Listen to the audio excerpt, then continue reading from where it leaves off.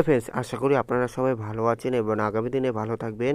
আজকের প্রতিবেদনে দেখানোর চেষ্টা করব 34 নম্বর জাতীয় সড়ক অথবা 12 নম্বর জাতীয় সড়কে নদিয়া জেলা হরিণঘাটার বড়জাগুলি থেকে হরিণঘাটার আনন্দপুর পর্যন্ত 6 লেন কনস্ট্রাকশন আপডেট। এইটা দেখছেন সার্ভিস রোড, আর এদিকে পড়বে বড়জাগুলি ফ্লাইওভার 4 লেন 100% কমপ্লিট। আজকে বড়জাগুলি থেকে আনন্দপুর পর্যন্ত 6 লেন দেখাবো। তারপরে বারাসাত সাব ডিভিশনে থেকে এখনও 34 নম্বর অথবা 12 নম্বর জাতীয় সড়কে কোনো কাজ হয়নি। দেখতে থাকুন আজকের আপডেট। 1 আগস্ট 2024 বৃহস্পতিবার। এইটা হলো Barajaguli flyover 4 lane 100% complete. Barajaguli flyover 4 lane 100% complete. ওইদিকে সার্ভিস রোডের কাজ হচ্ছে।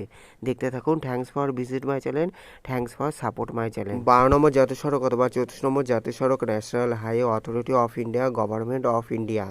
12 নম্বর জাতীয় সড়ক শিলিগুড়ি থেকে বারাসাত।